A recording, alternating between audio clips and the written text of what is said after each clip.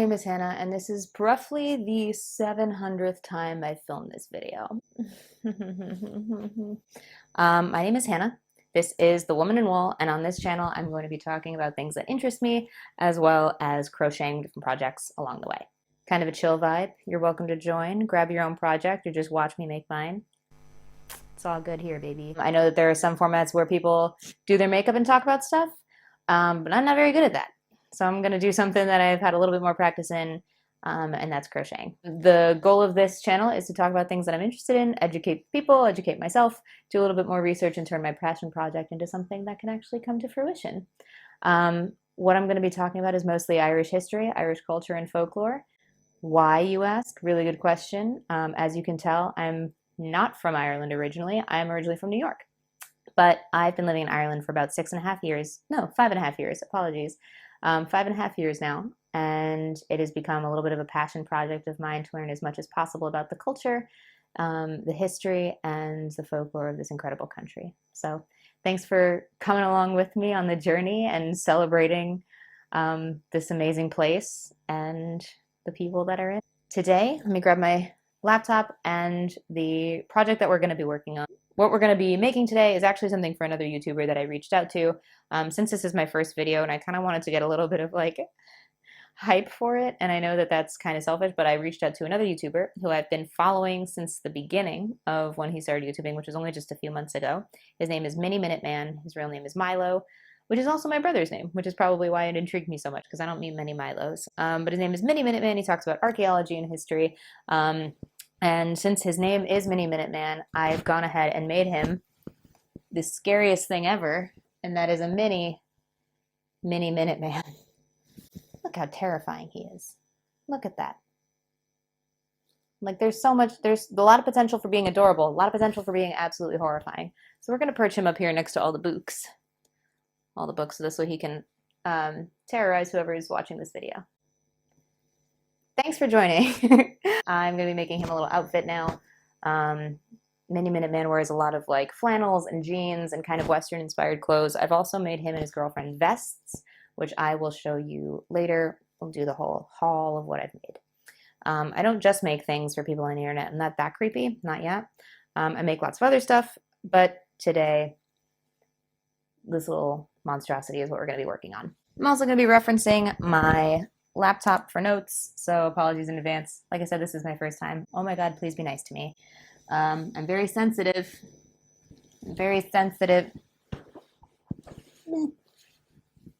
Alrighty. Now let's work on this. Like I said, my name is Hannah. I am originally from New York, and I've been living in Dublin, Ireland for the last 5.5 years. And today's video is all about one of my favorite topics to be chatting away with, and that is the Irish language. So being from the United States, and specifically the East Coast, I kind of grew up in like an Irish obsessed community, as you probably would be able to guess. If there's anybody there from the East Coast, they know exactly what I'm talking about. A lot of people there are what we call Irish diaspora, or people of Irish descent. And I grew up with a lot of Irish dancers, pipers, jewelry makers, and singers. Not only that, but a lot of gingers who just like to claim Irish descent. For those of you who are joining me in Ireland right now, you know the type I'm talking about. And I even played the bagpipes for a few years and marched in the St. Patrick's Day Parade in New York City and alongside the Chieftains in Carnegie Hall. Now, I know that they're Scottish. I understand the bagpipes are Scottish and not Irish, but you'll find that in America there's a very, very thin line between Scotland and Ireland, and really anything Celtic goes. So look out, Wales. But of course, when I came to Ireland, I was in for kind of an awakening, and a kind of a very obvious knowledge jump, very obvious knowledge gap that I had. I moved in with a traditional family who spoke Irish and played traditional music on the weekends, and they would spend their days off climbing the cliffs and hills of Ireland, and had an in-depth knowledge of Irish culture and history and a significance of how it appears today. This channel is kind of, a love note to them as well as a love note to this incredible country. So if you guys ever get a chance to visit Ireland, definitely do. Let's jump right into it. Growing up in New York, I always thought that the Irish language was called Gaelic, and I referred to it as such whenever it came up in conversation. Not that it came up in conversation a whole heck ton, but it did come up in conversation. Everyone in my life seemed in agreement that that was what its name was, and that it was very much not in use anymore. That it was a dead language, and that Gaelic was some sort of old world language that nobody used because English was Ireland's official language anyway. Upon arriving, I was corrected immediately in that the official language was not called Gaelic, it was just called Irish. Sometimes it was called Gaelga, but that Gaelic was actually something else entirely. It was like a cultural group. More about that later. And the language of Ireland was simply Irish, sometimes called Irish Gaelic, but its name was Gaelga. And I thought that maybe that was where the confusion came from, because Irish for Irish is Gaelga. And since we were saying Gaelic, I thought that potentially it was just a mistranslation somewhere along the line. And that's how it got lost. But the truth, actually, to see that, we have to go all the way back. Around 3000 BCE, a common language was used amongst the people of Iran and the North Indian subcontinent, and that old language was Aryan. Aryan was an Iranian and Indian subgroup, which eventually split. Aryan was split into 6 subgroups, which evolved into dozens of other subgroups, which did the same thing, etc., etc. The further you get away from Old Aryan, the original Old Aryan, the less similar the languages become. The closer in, the more similar, which explains why different cultures and countries use the same alphabet, but why I'm also totally lost when I'm anywhere outside of my comfort zone. Now, of course, we're zooming into the wonderful world of the Celtic language group. Celtic as a language group was broken into 6 languages. The first 3, Cornish, Welsh, and Breton, were called the Brittonic languages, while the second 3, Irish, Manx, and Scotch Gaelic, are the Gaelic languages. Cornish is spoken in Cornwall in southwest Britain. Welsh is spoken in Wales, which is on the western part of the British Island. And Breton is spoken in Brittany, or northwest France. Scotch Gaelic is, of course, from Scotland. Manx is from a place called the Isle of Man. And Irish, of course, is spoken right here in Ireland. Fun fact, there are several different accents and minor dialects in Irish, depending on where you are in Ireland, much like any other language. And I'm not going to lie, it sometimes feels like there are dialects in when they're speaking English as well. Oh God, you wouldn't get along getting the ankles frostbite off you. Anyway, moral of the story, Ireland is a complex and diverse cultural group of people, both in the Irish language and the Irish accents. But now to the fun part. Why do we care? Isn't Irish an archaic language? Isn't it dead? Isn't it not used anymore? What's going on? That is what I thought in the States, and that Ireland just spoke English, and that whatever language they had in the past was no longer applicable in today's modern world.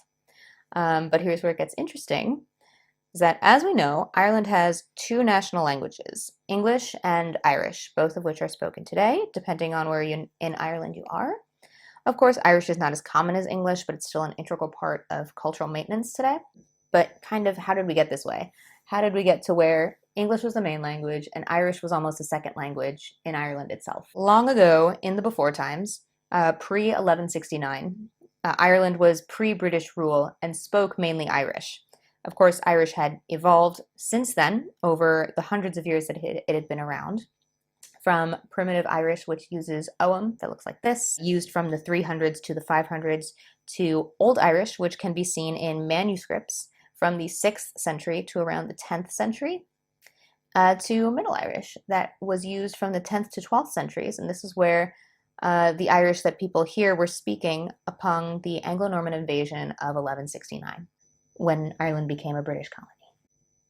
Over the next 800 years, Irish did continue to evolve, but by 1367, King Edward III of England passed the Statute of Kilkenny, a group of laws illegalizing the practice of many Irish customs for Anglo-Irish landlords and their Irish tenants. Britain had sent over a lot of landlords into Ireland to kind of colonize it and take over the lands there, and the Anglo-Irish landlords a lot of the time would marry Irish people, integrate themselves into the Irish culture, and in order for them to stop doing that, Britain didn't like the fact that they were assimilating to the Irish culture and being more sympathetic to their colonies.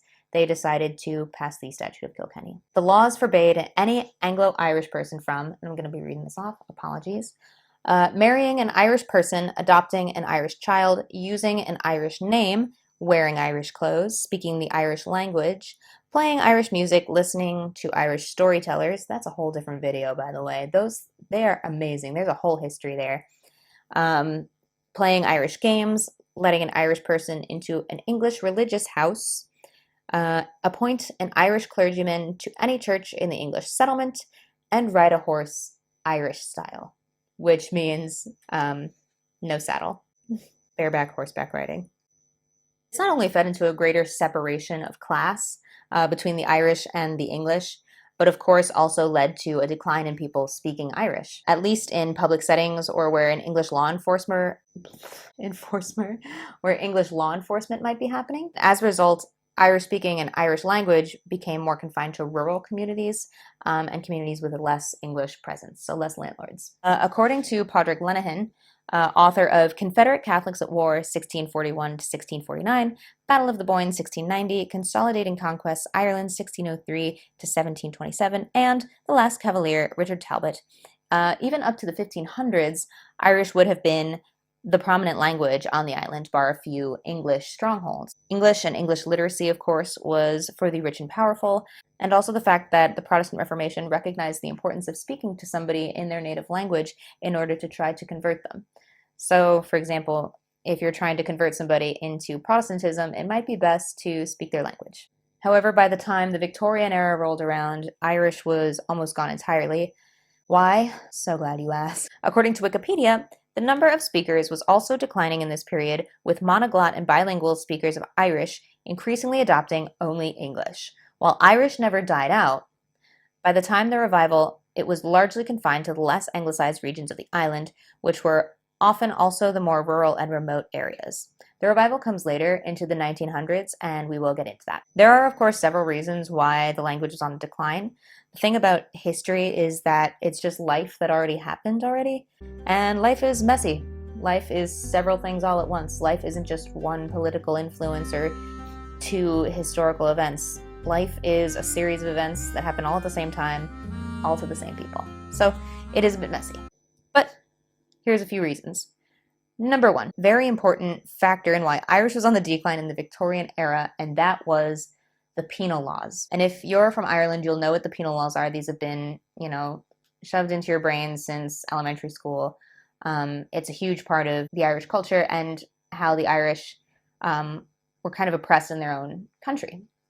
And these would be educated into school children immediately upon getting into school. They were very aware of their own history as a colony. The penal laws were a collection of acts enforced in Ireland during the Stuart and Cromwellian rule, and they included the Education Act of 1695, the Banishment Act of 1697, the Registration Act of 1704, the Property Act of 1704 and 1709, and the Disenfranchising Act of 1728. These are all separate acts where, in all summed up, it kind of meant if you were a Catholic, fuck you. Seriously, though, it is essentially like that. I will eventually do a whole other video about the penal laws at some time, but the gist of it was if you were living in Ireland, being a Catholic, it meant you couldn't have a seat in government, pass land down to your children, be educated, vote, and you were fined for not going to a Protestant church. So you were actually fined for just not going to a Protestant church, not even going to a Catholic church. That's interesting. So this went hand in hand with the Protestant Reformation in England and essentially was enacted to control the rebellious Catholic Irish and keep those who opposed the new national religion from gaining too much power. Of course, among these laws, speaking Irish was not allowed. And since speaking Irish was something that mostly Catholics did, it was a dual-purpose oppression for both Irish Catholics and nationalists. Gotta love a two-for-one. According to Hilo.Hawaii.edu, under the penal laws, the Catholics could not hold commission in the army, enter a profession, or own a horse worth more than 5 pounds. Catholics could not possess weaponry or arms, and could not study law or medicine, and they could not speak or read Gaelic or play Irish music. According to the video narrative Ireland and the Penal Laws by Maurice Franks, any practice of Catholicism and communication in the Gaelic languages was forbidden and labeled as rebellious against the powers of Britain. Not to mention that, pretty sure this is probably inferred by all of this, but if there's a colonizer that doesn't understand your language, you're able to talk and communicate in that language without the colonizer understanding, which means you could be saying anything from what's for dinner to let's start a rebellion. And eventually Ireland did start a rebellion by speaking Irish, but that's a whole different thing. That's coming. That's coming. This did have a bit of a backfire effect, though, because eventually the Irish who did stay in Ireland during periods of mass immigration ended up essentially kind of banding together under a common oppressor and a kind of unified nationalism. When you both hate the same person, best friends. And there were several Irish rebellions that followed, and those were all unsuccessful eventually, but those are also videos for another time. All of the unsuccessful rebellions of Ireland over the years. It's not funny. It's not funny. But as we discussed, because of this onslaught of unfair and heavily oppressive laws, the native Irish, who were mostly Catholic, and the biggest users of the Irish language were oppressed to the point of near silence. The last speakers of Irish were on the outskirts, those in tiny villages, communities, or more commonly off of the island of Ireland itself and onto the islands off of the coast, like the Aran Islands. The ending of the penal laws started in 1778 and rolled up into the 1900s, up to and beyond the Irish Revolution. But of course, when one door of mass oppression and cultural genocide closes, another one opens. You know that old saying, right? Because number two reason of why Irish was on the decline, upon the glacial speed ending of the penal laws, the British government started funding a national education system for those in Ireland, which, on paper, sounds great, right? Free education for kids? Educate kids? Tell them what's up? Well, yeah. But on the downside was, of course, the whole purpose of a British-run school in Ireland in a rebellious colony was to smoosh out all of the Irish identity that they possibly could, including and not limited to, you guessed it, the Irish language. They prohibited the use of Irish in schools from until 1871, and promoted mainly a Protestant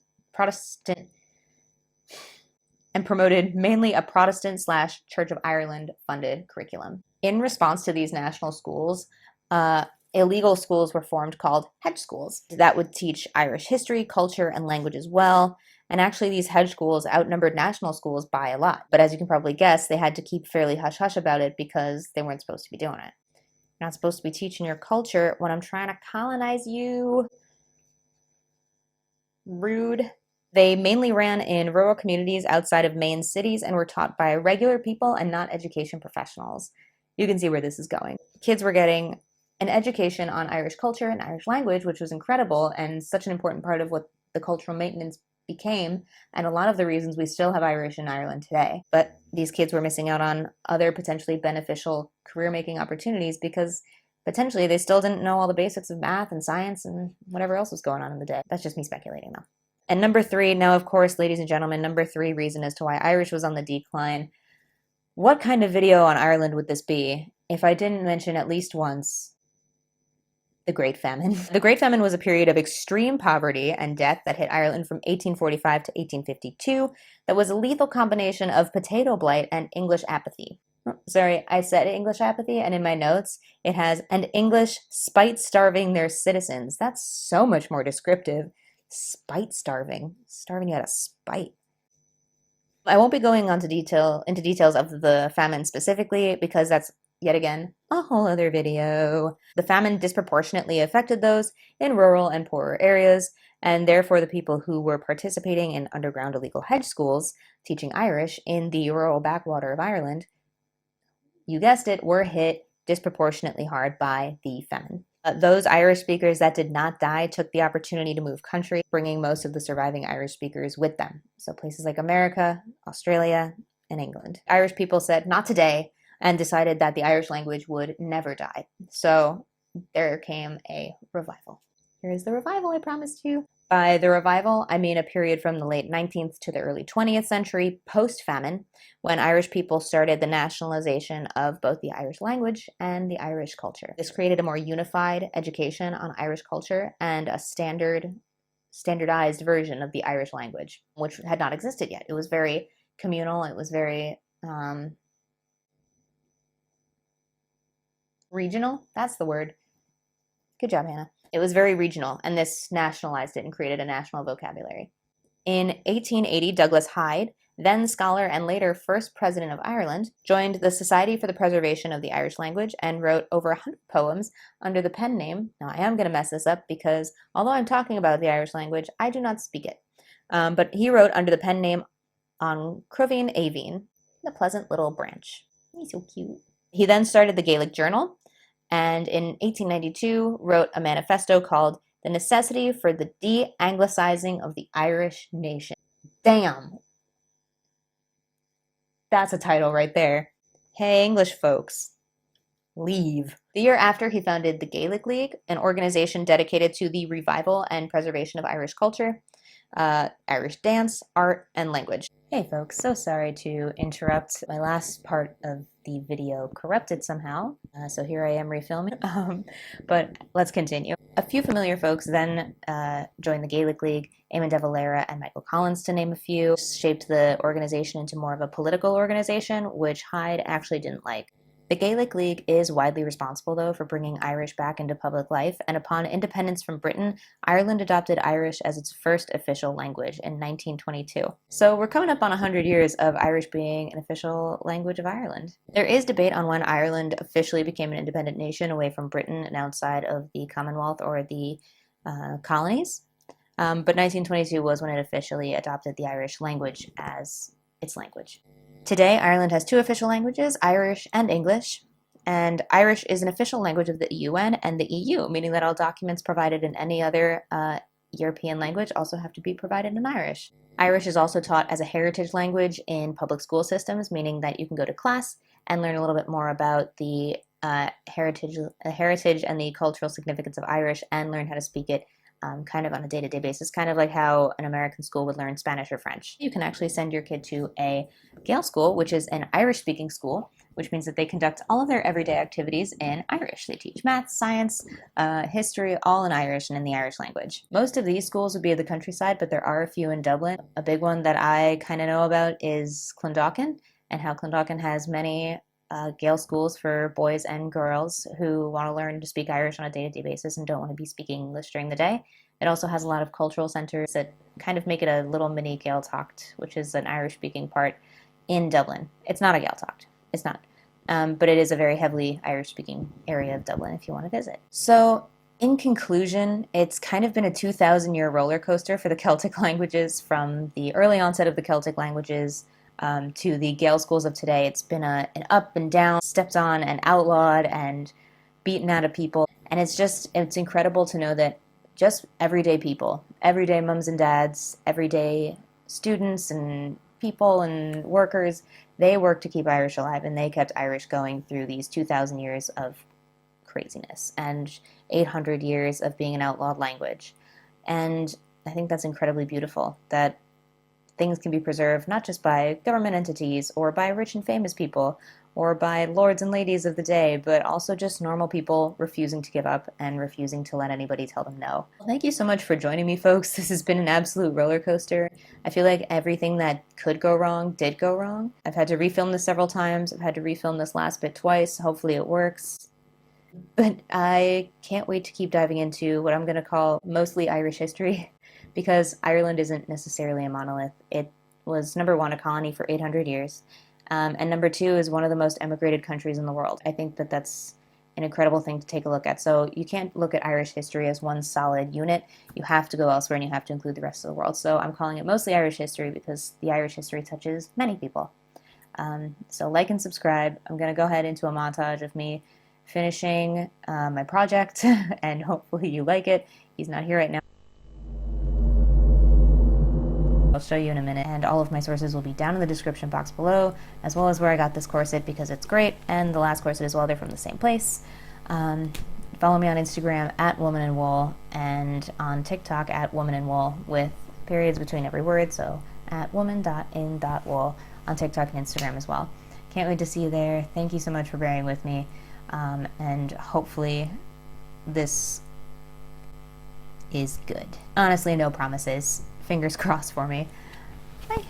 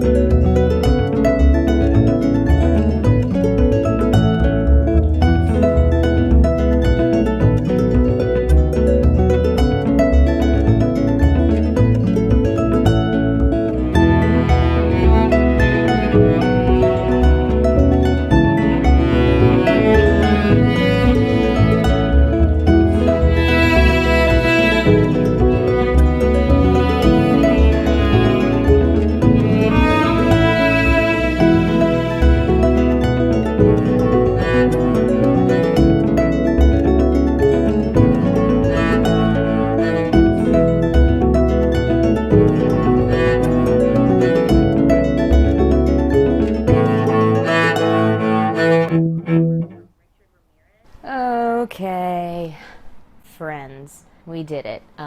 We finished the doll, we finished the vests.